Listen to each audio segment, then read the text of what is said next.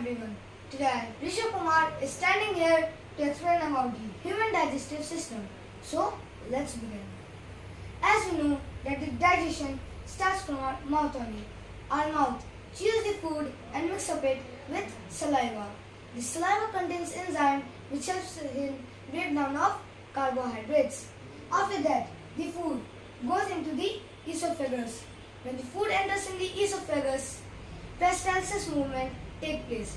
With the help of this movement, the food easily goes in the stomach. In stomach, with the help of strong acids and enzymes, the digestion of proteins takes place. After that, the food from the stomach goes to the small intestine. In the small intestine, bile from liver and digestive juice from pancreas are released to form the absorption of fats, carbohydrates and proteins. The nutrients are absorbed in the blood. After that, the leftover remains goes to the large intestine. In the large intestine, absorption of water and salt takes place.